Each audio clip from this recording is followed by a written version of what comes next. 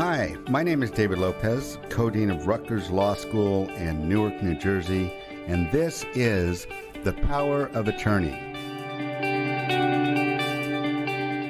I am very, very excited about today's program because I have four of my favorite people in the Rutgers community with me today to talk about something that is very near and dear to my heart, and that is the Rutgers Law School Minority Student Program, which is a program that is now in its 53rd year and is considered really a trailblazing program for inclusivity and diversity in legal education and in the legal profession. When I was first hired, before my selection had been announced, Chancellor Nancy Cantor invited me to the 50th anniversary of the MSP program. I just sat there next to Chancellor Cantor and I heard the panel of all of the former MSP deans, and I heard about the clinical programs. I heard about this wonderful school. It was a very special moment because, I realized that this was really a celebration of a very special community and something that has really put Rutgers Law School on the map for a very long time. And so I could have gone different ways with this particular podcast, but I wanted to bring in the four MSP directors who are also graduates of Rutgers Law School. Really wanted to start out with Oliver Quinn and Marsha Brown, who are both former MSP directors, and Charles Auffant, who is the acting MSP director and doing just an outstanding job here in Newark, and Rhasheda Douglas, who is the MSP director and dean in Camden. So I want everyone to say, just a couple words about themselves. I know that this is an accomplished panel, but let's start with Oliver. We'll go to Marsha, Rhasheda, Charlie. Oliver? My name is Oliver Quinn, class of 1975, Rutgers Law School, Newark. I spent my legal career in the last 14 years at Prudential Financial. I retired from there. Prior to that, I held positions in state and federal government. Earlier in my career, I spent 4 years as assistant dean and director of the Minority Student Program. I am chair of the Chancellor's Advisory Board for Rutgers University, Newark. Marsha? Hi, everybody. I am in the class of 94, but actually I started earlier in 75, and Oliver was my dean. I came back to school in 1994, graduated, and then clerked, and came back after my clerkship to virtually run the program. At the time, they were looking for someone, and I decided I would take a leave from my law practice to do it, and then I never left. So I have a 22-year history with Rutgers University, Newark, first in the law school and then in other spaces and places within the institution, and now in the Office of the Chancellor. What are you doing in the Office of the Chancellor? I'm a bridge over troubled waters. Okay. But my title is Vice Chancellor for External and Governmental Affairs. That means Marsha knows everybody. I wish. Rhasheda? Yes, good afternoon, everyone. It is a privilege to be here with you all, to be able to, again, just to listen to just the history that's so rich and that all of you provide about the MSP. I graduated from the law school's Camden location in 2002. After graduation, I started with a firm in Philadelphia practicing commercial litigation. And at some point, I decided that I really wanted to look for another employment opportunity that could also combine my passion for why I wanted to actually pursue a law degree in the first place.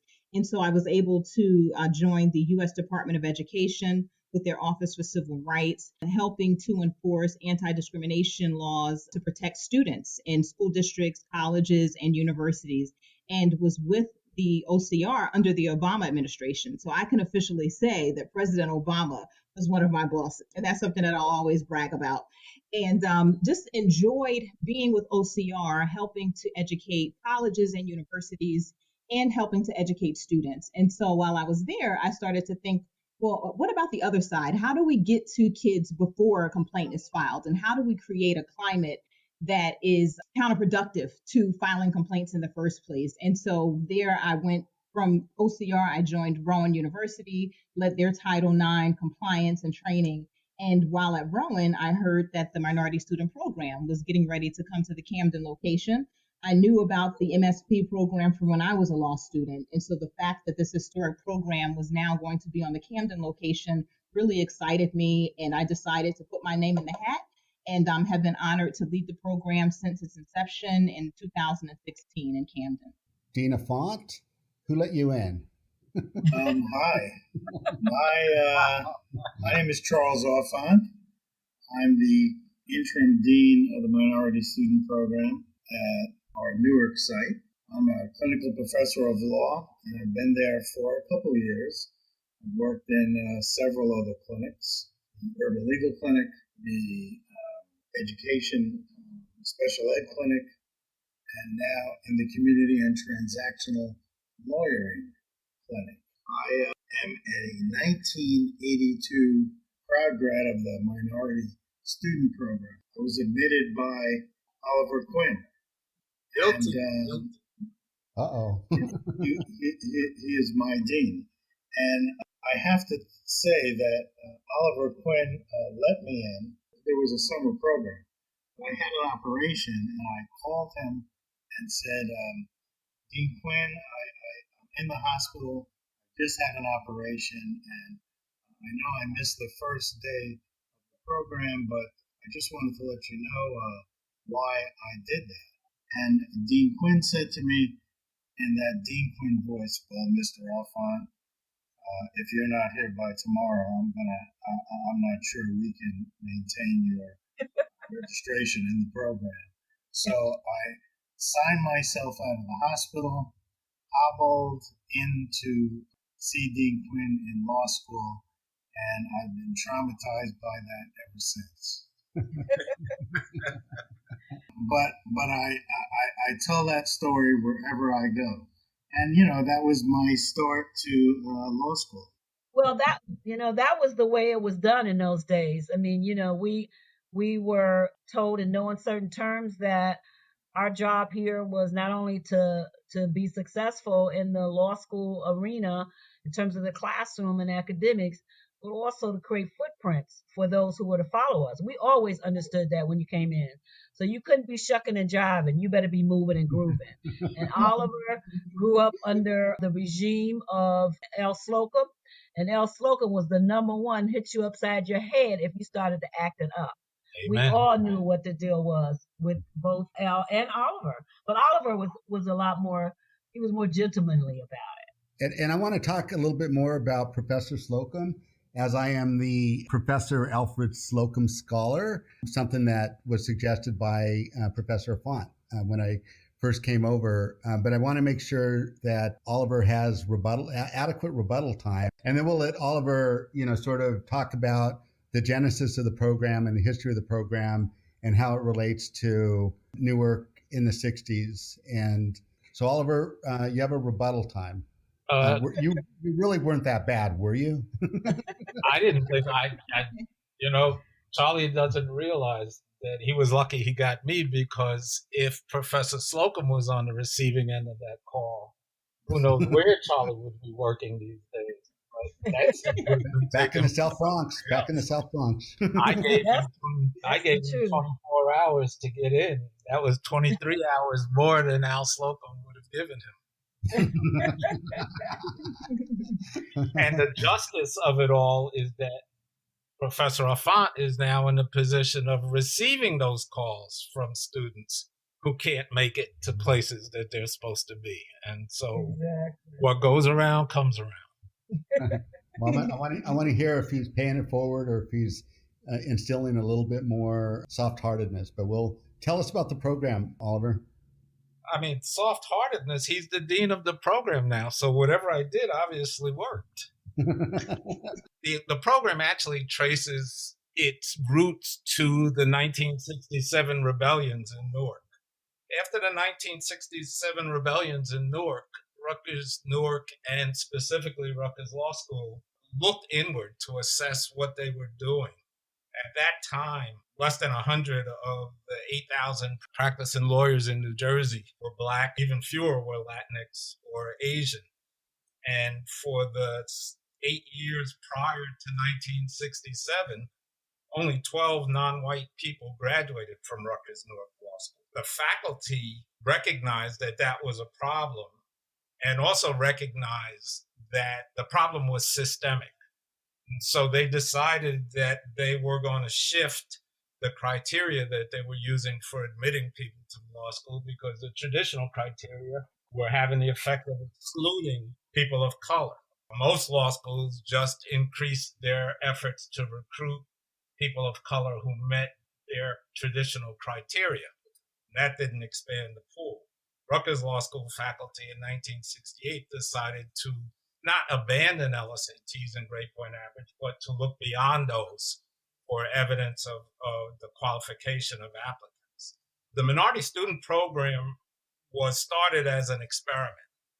The goal was to double the number of so-called minority lawyers in New Jersey within 5 years. Looking back on it, that was a pretty modest goal because there were less than 100. So doubling it was not shooting for a large number, but again, it was doubling it.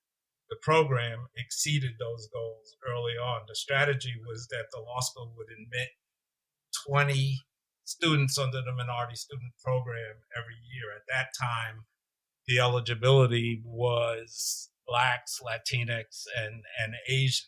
As I said, they exceeded that early on.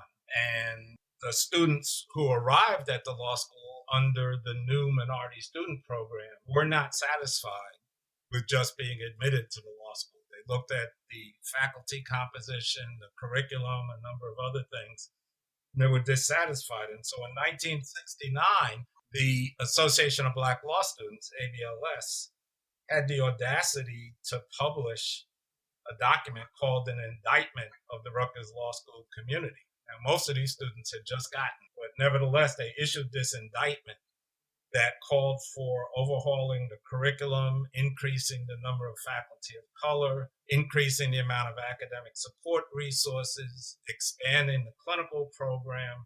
And so you see, they were not looking just to get into the school. They were looking to impact the very nature and character of the school and to revise the relationship between legal education and all segments of the society, because they believed that what they saw was geared to preparing lawyers to provide legal representation to the affluent. After ABLS issued this indictment document, the law school closed for a full day to have a discussion of issues raised in the indictment. And out of that came the establishment of what was called the Tripartite Commission. The Tripartite Commission consisted of 3 members of the faculty, 3 representatives from the Student Bar Association, and 3 representatives from ABLS. And after a year of hearings and research, they issued a report.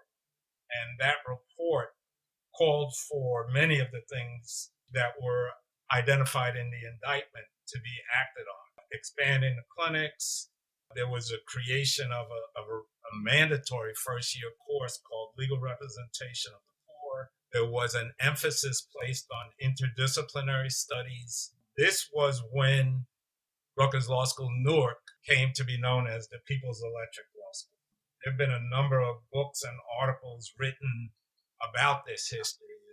It's really fascinating, and particularly fascinating because the number of students who instigated all of this institutional change was a very small number of students. I came to Rutgers Law School in 1975 after graduating from Syracuse University because a few people who had gone to Syracuse and graduated ahead of me were at Rutgers Law School, and also because Ken Gibson was the mayor. And I came to learn that Ken Gibson was giving law students opportunities to do internships throughout city government. And I was looking not just to learn the theory, but also to get some practical experience. And Rutgers Law School in Newark offered me that. So that's why I came here to go to school. I then left, went to Washington, and it was interesting to just hear that Rhasheda was at OCR because my first legal job was in the general counsel's office of what was then the Department of Health, Education, and Welfare, and I was in the Civil Rights Division, so I represented OCR, and then transferred to the New York Regional Office to represent OCR in New York, and left there to come back to Rutgers Law School to serve as director of the Minority Student Program right after the Supreme Court issued its Bakke decision. The Bakke decision called into question the legality, the constitutionality of the Minority Student Program. And so I was invited to come back and serve. Wade Henderson had preceded me. Wade Henderson, who graduated in 1973 and went on to a distinguished career in civil and human rights at the national level, was the first full-time director. When I came as a student, Professor Slocum was running the program in addition to being a full-time faculty member. In 1973, the program had grown to the point that the faculty and administration determined that it warranted a full-time executive director. And Wade, upon graduation from the law school, was appointed the first full-time director of the Minority Student Program. I came in 1977 in the wake of the Bakke decision, which triggered, like the Tripartite Commission, it triggered an amazing process within the law school of discussion and deliberation and debate over whether the program met the constitutional standards set out in Bakke or what changes were required. One of the significant changes that we agreed to at that time was to expand the eligibility for the program to include what we referred to at that time as disadvantaged whites. So any applicant who could demonstrate a disadvantage would be eligible for consideration under the Minority Student Program. That change turned out to be fortuitous because for several of the years that I ran the program, we were sued in federal court by white applicants who had been denied admission and alleged that their denial was because of the existence of the Minority Student Program, which in their argument was admitting unqualified or lesser qualified individuals to the law school, and that's why they did not get admitted. What we sought to prove and did successfully in federal court was that the fact that our criteria were different from the traditional criteria did not mean that they were lesser, that the people who we were admitting were as qualified as anybody else, and their performance, both as students and subsequently in their careers, has borne that out. I would just close by saying that, when people like Marsha Brown and Charlie Auffant referred to me as their dean, that is a high honor. The Minority Student Program, besides being an academic program, people who have gone through it have developed an emotional bond that has existed for over 50 years now. And it is a distinct honor to have been given the opportunity to study law under the program. It's even a greater honor to be one of the people who had an opportunity to lead the program. And then, Wade Henderson, of course, went on to be the president and executive director of the Leadership Conference for Civil Rights, one of the premier voices in this country on civil rights. One of the names that we've mentioned a lot, and I just want Marsha to say a couple words about him, is Professor L. Slocum, who really has just a tremendous reputation in these halls, both for, really his sort of exacting demands for excellence on all students of color, all students, but really also for his force of personality and his vision with respect to this program. Marsha, do you want to talk a little bit about Al Slocum and a little bit about your time with the MSP program? Sure. Let me just make a few comments in response to Oliver's remarks, because he crystallized a lot of points that I just want to flesh out a bit for myself. First of all, in 1969, the events that Oliver talked about that were going on, the wider context for that was the movement that was going on in Newark. So you might recall that Black students, primarily Black and brown students, took over one of the buildings on campus called Conklin Hall, and they were demanding a more diverse campus, a desegregated campus is what were the words that they actually used at that time, which eventually led to the organization of the EOF program, the Academic Foundation Center, more Black and brown students than had ever been in the undergraduate side of the university, the Black Organization of Students, and also the Organization of Black Faculty and Staff. So you had a very strong platform of Black leadership that was occurring in the late 60s and the early 70s. Second of all, I think Oliver's remarks also make it clear about the way that the role of the MSP director crystallized within the context of the effort to create an inclusive law school community.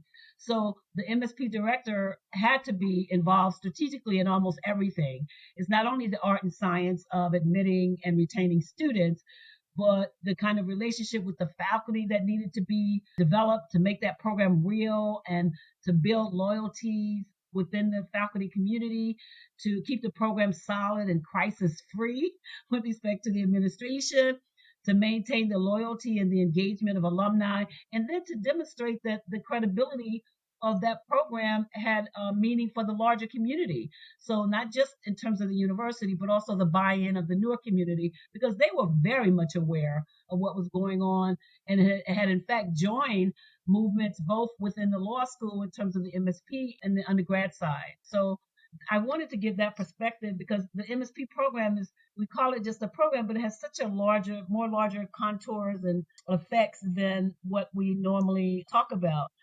I would say that in 1975, when I first came, and I had the benefit of having both Wade and Oliver and El Slocum as my MSP directors during that brief time that I was there early, and I was wearing my afro and my black beret every day because we used to have marches every day in school. I don't know if you remember that, Oliver, but you know, we had that little thing that we used to rub, you know, that would come on that the show in Harlem where they would rub the entertainment show where they would rub the little wood and then go on and perform. Well, we had one of those in the law school, and you had to rub that before you came in if you were black. And then years later, when I became the MSP director, my hair is straightened and I'm dressing more traditional because now I'm underground, right? At least that's what I used to tell my students, that I was underground. But my relationship to El Slocum, not only as a mentor and someone, we called him the dean, you know. El Slocum was central to almost everything that happened in that law school. Oliver already talked about the early days and, you know, El's role in helping to articulate the creation of the program itself. But as crucial developments in the legal attacks against affirmative action started to happening from the late 60s all the way on up to when I became MSP Dean in 1997. And you all might recall that in 1996 was the Proposition 209 in California that, you know, abolished all public sector affirmative action programs. And then the lawsuits were filed against the University of Michigan, University of Washington in 1997. Oh, by the way, Texas v. Hopwood, also that Fifth Circuit Court of Appeals case was in 1996. So between 1996 and 1998, while I was there, we were dealing with the Texas and Michigan cases and others that were challenging affirmative action, and having a lot of discussions. And Elle led a lot of those discussions. And, you know, they were very heated discussions because there was this side of the group that said, look, we stand or die. You know, we're not going to give up what we've created in terms of MSP, because many people felt that, you know, if we change anything about it, it would be a retreat, you know, from our commitment to racial equity, that we would lose the type of students that we've been getting, and that argument was founded on the idea that because of the type of students that we were bringing in from Newark and bringing underrepresented students and students who came from vulnerable communities, that they brought the kind of energy and the kind of commitment and the inspired leadership that helped to create the clinics and helped to create the street law programs and all of the other progressive things that were going on in the law school. So you had that quadrant of argument going on. And then on the other side, you had Slocum, who was like, look, and he was very clear. I mean, he didn't care if it was 50 people against him, and he was the only one. But he believed he saw where the country was going. In many ways, it was crystallizing this whole alt-right backlash to affirmative action. And remember, that was under the Clinton presidency. So I would say, I mean, and we had, I mean, really strong arguments in those rooms where we battled about which way to go, because we had to think about how to reimagine the program to strengthen its abilities to survive. And Slocum was very central to that discussion. And you know, he was right in saying that we needed to, I think that was the time, correct me if I'm wrong, Oliver, but I believe that was the time in which we began the separation of the decoupling of MSP from admissions to a post-admissions program. Yes. And And and that was very hard, very, very hard to accept, even harder than adding the class element that brought in disadvantaged whites. But I would say, obviously in hindsight, I believe in certain ways that Elle was right. But I also think that it went just beyond Elle's strategic brilliance. I think it had to do with the law school's history, having a tremendously committed faculty who would not allow the program to go down, having a strong alumni connection, a history of senior leadership at the broader Rutgers University Newark level, and a community that helped keep the law school's racial equity lens on their radar screen. So, when we think about Slocum, we also have to talk about Kanoy, Dorothy Roberts, Frank Askin, Trachtenberg, Twyla Perry, Jim Pope, and all of them who stood firm even when we began to see the cracks, okay, in the tight-knit faculty support of MSP, and when there were more vocal conservative forces that began talking about our bar rate passage, began talking about having students come in with better stats, and there were still tensions that were going on with the Federalists. So the MSP directors were really key in the trajectory of MSP's campaign to not only just maintain itself, but to become an integral part of the decision making of that law school. Because let's be clear, MSP was not just a sidebar program. Everything that had to do with that law school, MSP was in the middle of it, and that was intentional. And that was started by Wade and Elle, or Elle and Wade, and it continued on. And let me here just give a shout out to Jan Robinson, because I think that she brought a real defining influence to MSP by the style of her leadership, the way that she really built a strong connection and loyalty to the program by the faculty. In fact, Oliver and Jan taught me how important it was to be in the offices and the classrooms of our faculty, make sure they knew exactly what was going on with MSP, so that when we had issues about, retention or students needing a more assistance, because they did come from underrepresented backgrounds, we have faculty ready to step right up and say, okay, yep, we understand that, we're with you. We're going to go that way with you. So Janice was the dean, maybe the longest running dean since before Yvette, when the recurring challenges to affirmative action brought about the strategy to add a class basis to the MSP admissions. But it takes a lot to be an MSP director. Oliver said that he was honored, but this tradition, and people have brought an amazing amount of intelligence, an amazing amount of commitment. This MSP is not just a specific program for us to tease out of the law school history. It is the law school. It's the defining point of the law school. It's the reason why they call it the People's Electric Law School. And it brokered so many people from different backgrounds together to see themselves as a force for change. I mean, after all, the real thing that MSP stands for is greater democracy. And that's what we all want in a society where we need to really make sure that inclusiveness and diversity and equitable progress is being made. And I know we're going to lose you in a few minutes, and I want to say goodbye formally. I know we're going to lose Professor Auffant also, but in 5 minutes, Charlie, can you talk about your experience, coming from the South Bronx in the MSP program, but talk about what you're doing now with the Rutgers program and where we are currently. Great. So I've been an activist all my life. I was an activist in New York and City University in the struggle to maintain open admission and free tuition. And I decided to go to law school. And I saw this little guy speaking, and he was speaking with this black man. This little guy, maybe was about, 4'10", 4'11", maybe. It was Arthur Kanoy. And I heard him speak, and he was inspiring, and he was followed by this African-American guy with a beard. And I knew that there was only one law school that I wanted to go to. And I applied to the minority student program.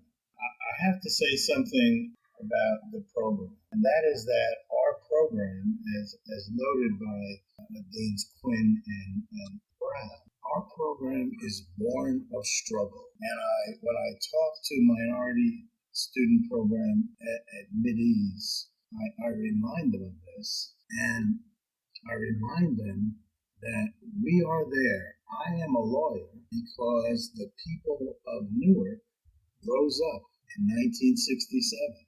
I remind them that our program was born of their struggle, of their blood. 26 people died in Newark. 747 people were injured in the 1967 uprising. Over 1,400 people were imprisoned, and many of them beaten.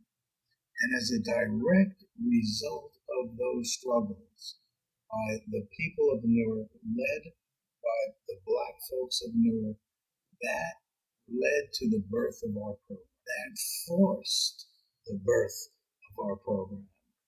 I tell students that when we're in the building, which has been a while now, the library has class pictures. And Rutgers Newark is the oldest law school in the state of New Jersey. It's older than 100 years old. And every class has their class pictures framed. Every student is placed in there, just about every student. And I urge them to look at those pictures because it tells a story that is striking. When you look at those pictures, you'll see that almost to a person, they consist of white male. And if you look behind those males, you'd see that they were predominantly from well-to-do families. But that changes in about 1970. And the change is stark. Change is stark, and that's because of our program. The minority student program changed the face of the bar in the state of New Jersey. It helped to change the face of the bar in the United States. And once students were let in, as Dean Quinn portrays and has told us, once you let us in, we demand more change. When I was a student at the law school, there were two faculty of color, Alfred Slocum and Charles Jones.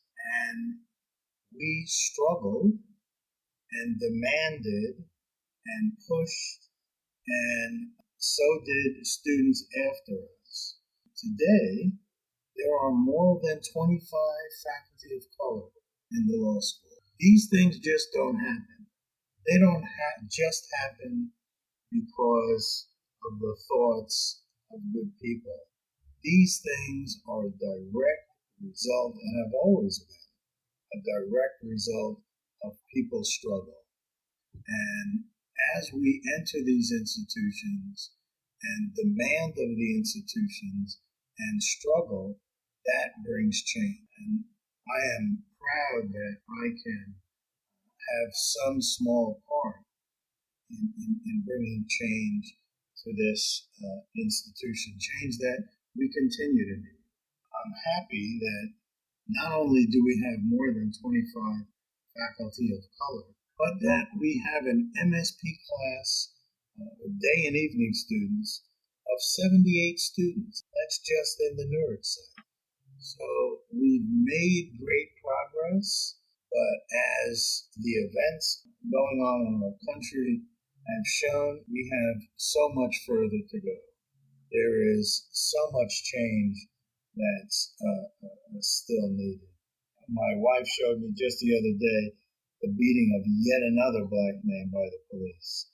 And I like to think that we are graduating lawyers, law students that will become lawyers, and no matter where they are, where they practice, whether they practice in the boardroom, in the courtroom, or they don't practice, but no matter where they are, they will be persons dedicated to advancing justice, social justice in the United States. And that is what I believe the legacy of MSP must be. And what you talk about being everywhere is the Rutgers conspiracy, the boardrooms, the academia. We have judges all over the place. And, I think that over the last 50 years, we've demonstrated that. How are you doing, Marsha?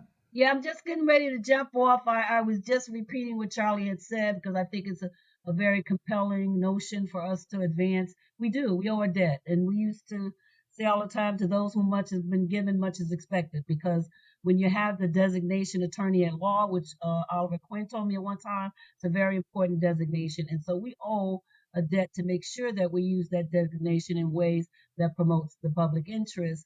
And in these times, the public interest is not a racially divisive country, but a country that can rest itself on foundation of racial equity. So I just want to leave by saying that I think that MSP has been on a 50-year journey or 50 plus years journey to build a pipeline of opportunity for underrepresented students and people to become leaders in our society. But it was just a pleasure to be with you all and stay lifted. Thank you, Marsha. We love you. Thank you for everything you do. I just leave you with one Al Slocum story. I loved Al Slocum. He was my mentor. He was a friend. And I remember as a young law student, I came here as an activist, and I thought of myself as a sort of radical activist. And he stunned me in some of the things he taught me. He just told me we have to be everywhere. And, those small things just taught me so much. I remember thinking how we just had to succeed. Failure was not an option. And being stunned when I heard him talk about one of the things that he struggled for was for us to have the right to fail. And that was also kind of stunning to me, but it taught me so much in what our struggle is about. We need the right to fail. And then he's the one that for me, coined the phrase, the Rutgers conspiracy. And that is that when we leave here, no matter where we go, we reach back, we bring somebody with us, and we support the institution and the program. I will always be indebted to him. I miss him still every day. Thank you so much, and thank you for everything that you're doing with the students now. I know that they are really, really happy for all the support you've given them, and they really recognize that you're working around the clock for them right now during these really difficult times. So thank you for joining us.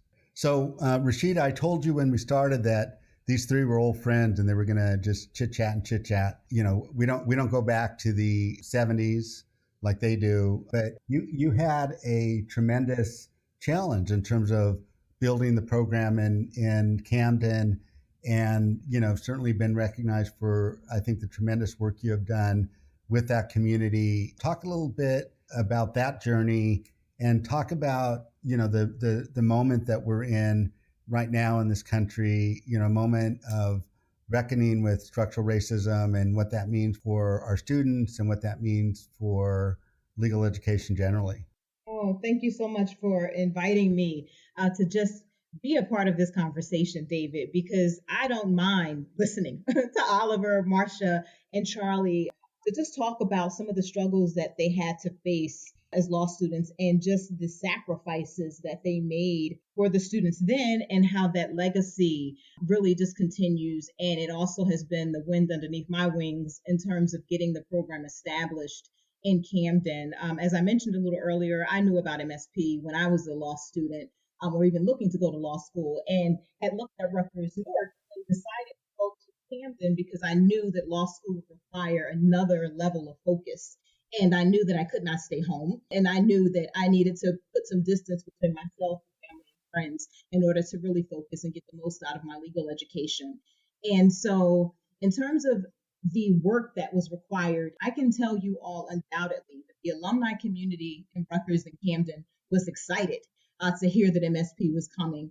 There was a lot of buzz because for years we talked amongst ourselves about saying that there needed to be more of a structured program to support the law students of color at the Camden location. We don't have the numbers that Newark has had historically in terms of the numbers of students of color as well as the faculty of color. We still have room to grow.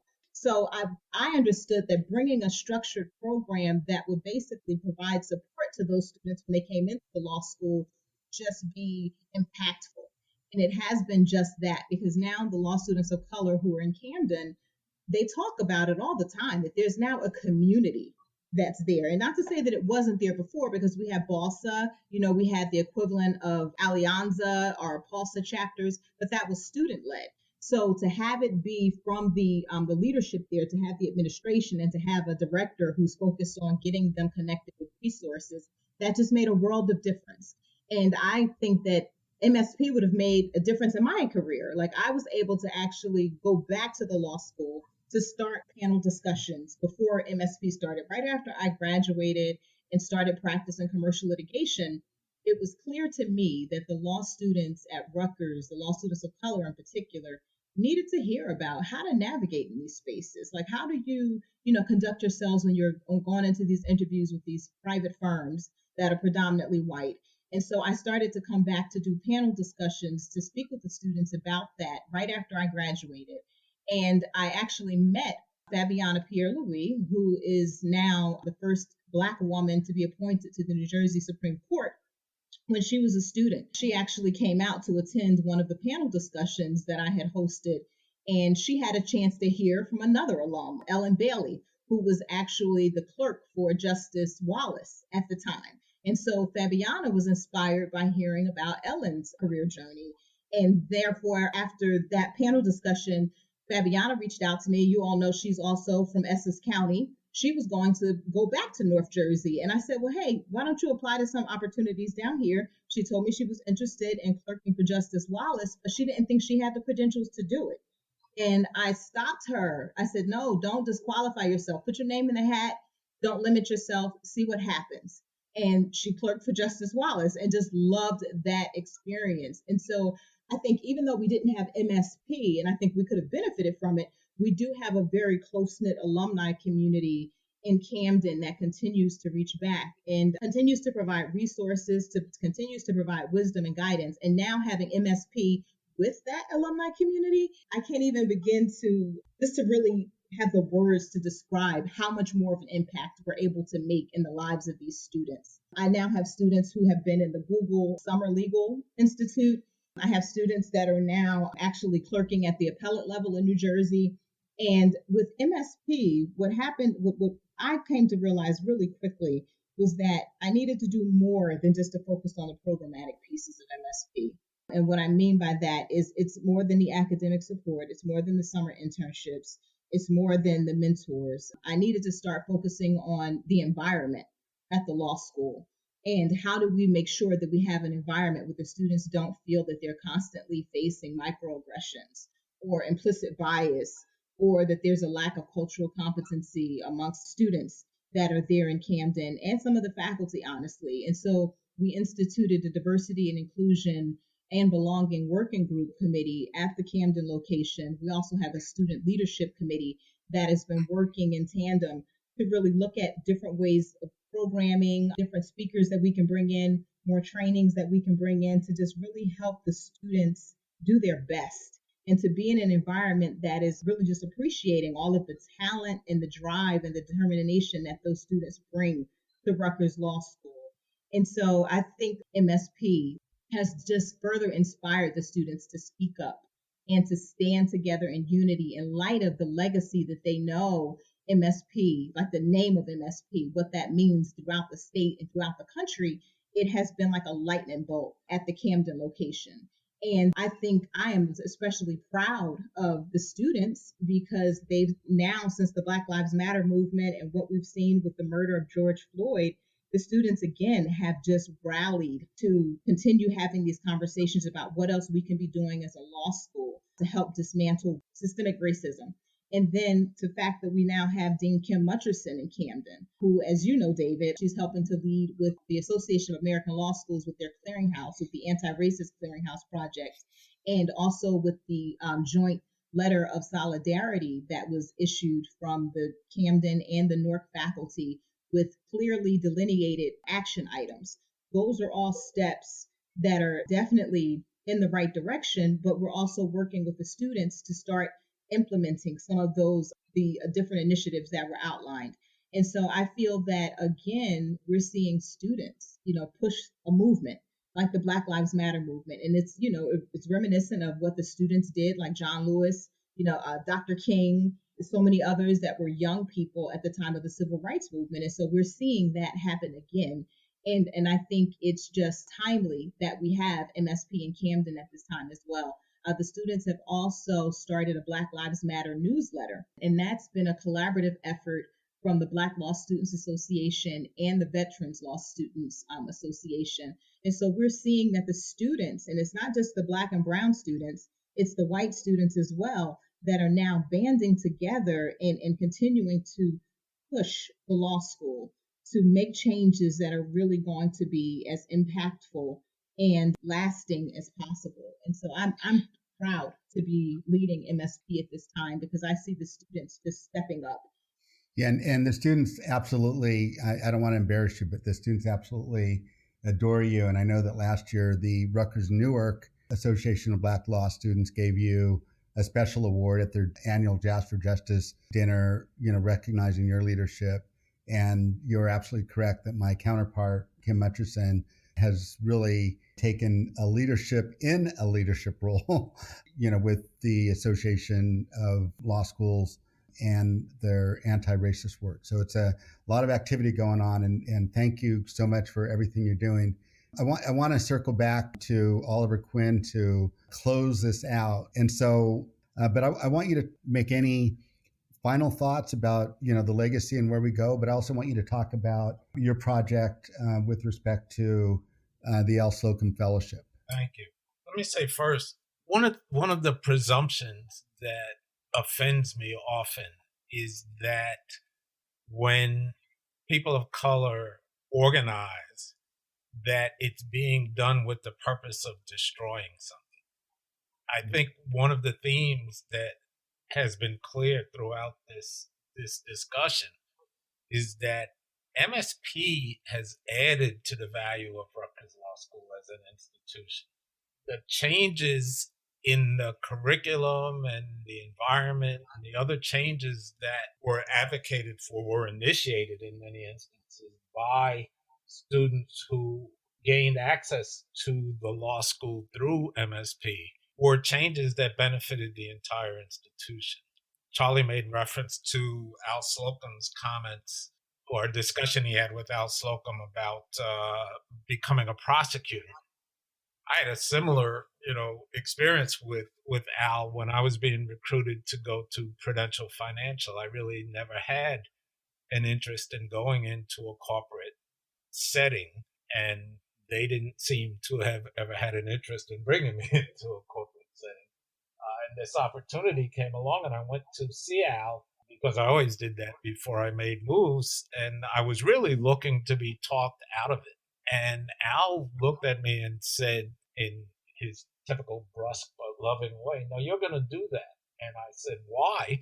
He said, "Because we," which is how we referred to everybody who came through the minority student program, he said, we've established that we can excel in many areas of the law and beyond the law, in business, in politics, in a number of things. The arena where we had not demonstrated our ability to succeed was in the corporate arena.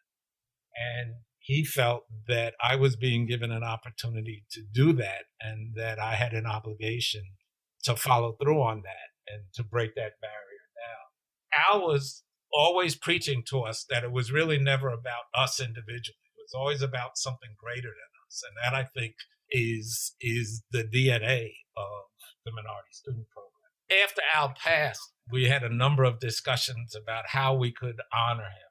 Obviously, we are his legacy. MSP is his legacy. But we wanted to do something more concrete. And summers are challenging for students who need to make money but are looking for meaningful, substantive experiences. There are a lot of social justice organizations that have a need for law students and could provide them with meaningful experiences, but don't have the resources to pay them. And so we decided that we would create what we called the Professor Alfred Slocum Social Justice Interns Fund, which is a fund that pays stipends to law students who work during the summer at social justice organizations. We started it this summer. Obviously, the pandemic threw a monkey wrench in our plans, but we were able to fund 2 interns who worked at the New Jersey Institute for Social Justice in Newark and had amazing experiences.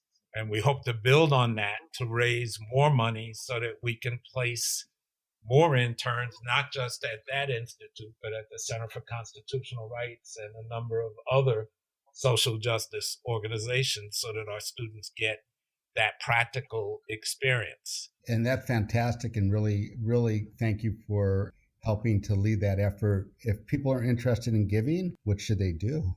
Contact the Rutgers University Foundation, and they will facilitate the contributions and ensure that the money goes to the fund. And I don't know if I ever told you the story, Oliver, but when I first got hired, the professors here have the opportunity to also name their professorship. And so I called Charlie. I said, Charlie, there's only a handful of Latino deans in the whole United States, and I don't think any of our honorary professorships are named for Latino. What do you suggest? Do you have any suggestions? And he just, without missing a beat, he goes, Al Slocum.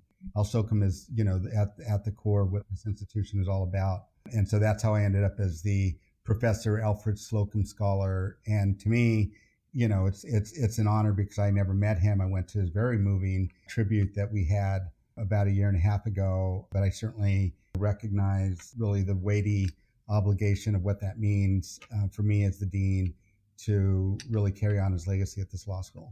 And I think, David, that your brief tenure as dean so far and as the Slocum Scholar has done justice to that title.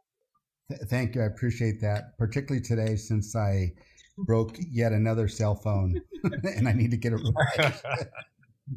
I'm not a big fan of my skill sets today, but I think it's really fitting that, that we started with you, Oliver, and that we ended with Rhasheda as, an example of us building on this program and the legacy of the program. Any last minute comments, Rhasheda?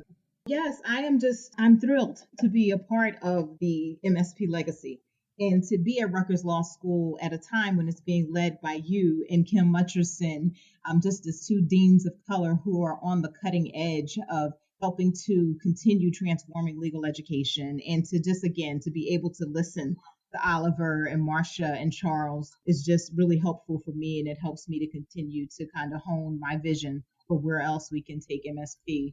Thank you. Okay, Dean Quinn, you get the final words. I think as we go forward, MSP's role in the institutions has to constantly be revisited. It started out as an admissions and academic support program. It has evolved into a number of different things, and I think there is still a need for MSP, but I think we have to continue to discuss what that looks like circa 2020 and beyond, and how we can impact the bar in New Jersey and nationally. And I think MSP is positioned, Rhasheda and whoever succeeds Charlie as the permanent director of MSP in Newark, have an amazing opportunity, I think, to help shape what the mission will be going forward. Right on. Okay. Thank you all. Thank you, Wade. Thank you, Kenny. Thank you, Jan. Thank you, Yvette. Thank you. I know I'm going to forget somebody. I shouldn't have started this. But thank you all the MSP students. And this is Power of Attorney. Thank you, David.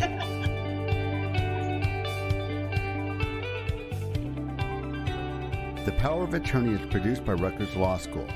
With 2 locations minutes from Philadelphia and New York City, Rutgers Law offers the prestige and reputation of a large, nationally known university with a personal, small campus experience. Learn more about Rutgers Law by visiting law.rutgers.edu.